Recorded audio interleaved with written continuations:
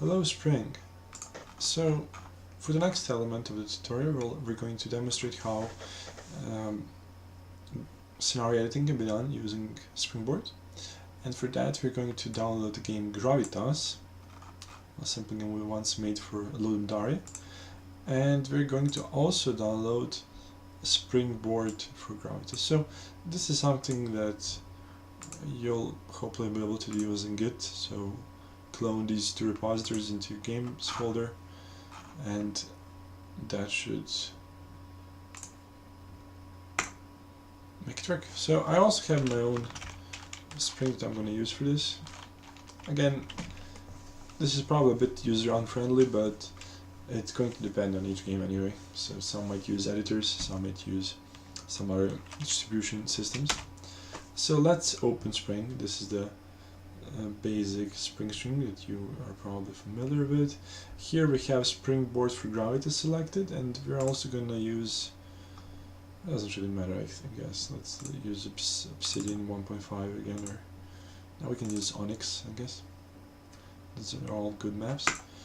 Now the load screen is going to look like this. So this is now the Gravitas version of the editor.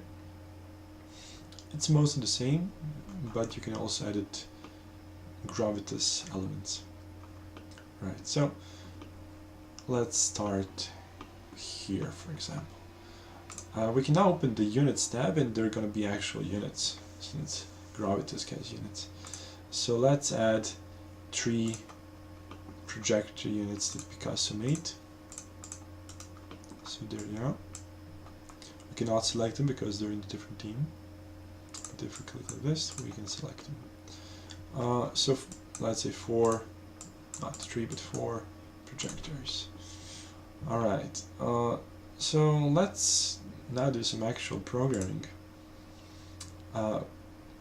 In the logic tab, in the area editor, we're gonna add one area like this. Alright, so this is the first area. Then now we want to create a simple scenario, and the first part is going to involve trigger that's going to destroy any unit which enters this area. So to begin with, we can say unit enter area is the name of the trigger, and then we can add an event which is going to be the cause for the other elements of the trigger. So let's say unit enters area is the name of the event. Alright, so we have this then here. Now we want to be sure that they enter this area, not some other one, even though we have just one now, but in the future we might have more. So we're going to compare the area. We're going to compare this area here now. So area number 1, is that the same as the trigger area, so the one that caused this event to happen? If it is, we're going to destroy the unit. So let's pick that and destroy unit. Which unit are we going to destroy? Well, we're going to destroy the trigger unit. Right, so if you've noticed, there are 3 different things, there are actually 4, but for now there are 3 different things here. Value is a constant unit, so for example like this one. This allows us to specify any element that's predefined in the map. However, if we want the element to depend on something that's happening, for example, the unit has entered the area.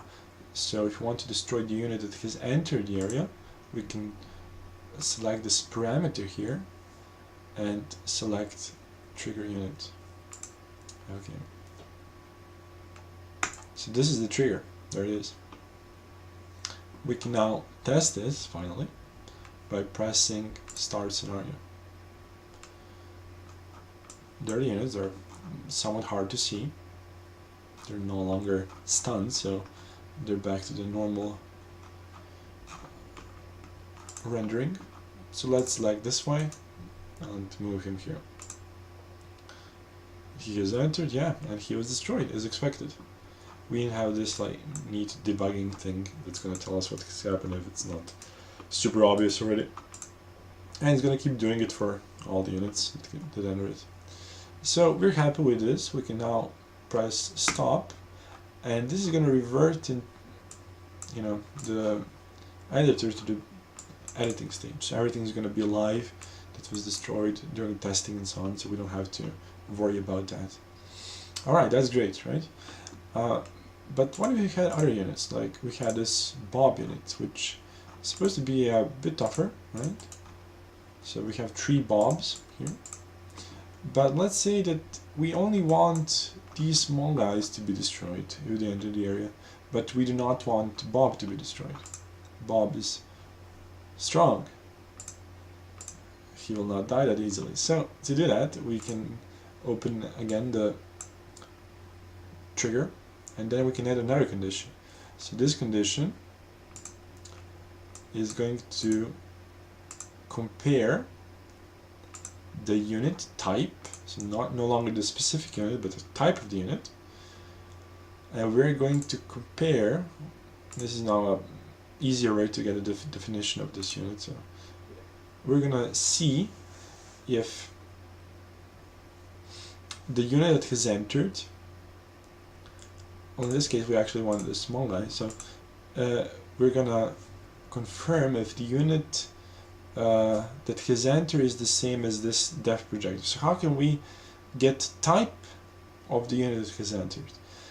So far we have used value and trigger, but in this case we want to use an expression. Why? Well, we want to get the unit type. So we want to get the unit type of the unit that has just entered. So we're basically going to compare whether the unit type of the unit that has entered is the same as projector. So this is slightly more complicated, and we can see it here. So usually it's just one thing, but once you have an expression, it's basically like a function in any language, and that's how it's presented here even. So we're comparing 11, which is the projector definition ID, against the unit type of the input unit. This is how it looks like. And we can go, you know, in arbitrary depth with expressions like this. Okay, so let's see if this actually works as we want it to. So we're gonna take a projector, move him down, and yeah, he gets destroyed. What about Bob? So Bob does not get destroyed, right? Because the condition check here, this is some sort of debug information that we might like to see, it's false, because this is not a same unit type. Any other projector will be destroyed, right? So that works as expected. Alright. And that's all fine now, but let's add one more condition. Let's say that we only want to destroy the first 2 units that enter. So now we need to somehow count the number of units that have so far entered and have been destroyed. So for this we're going to introduce a variable. Let's call it units destroyed, and it's going to be set to 0 by default. Then we can go back to our trigger, and then first let's increase this variable every time we kill a unit. So we're going to say assign number, because it's a number variable. So assign to variable unit destroyed the value. Now it's not a fixed number because it's not an increment, it's an assignment operation, so we need to use an expression for this. So the expression is going to be simple math. We're going to add 2 numbers. The first number is going to be the original value of the variable, and the other number is going to be 1. So basically we're going to add that variable plus 1, so unit destroyed plus 1 is going to be the new value of unit destroyed, which is basically what increment does. This is nothing special. And now, as a final thing, we need to actually see if that variable is smaller than some predefined constant. So let's say that we want to only destroy 2 units. So the unit destroyed must be smaller than 2. Okay. Let's see if this thing works now. Press start scenario. Send the first guy in. We can also send the second guy. The first one is destroyed. The second one is destroyed, but what about the other units? Yeah, they're fine.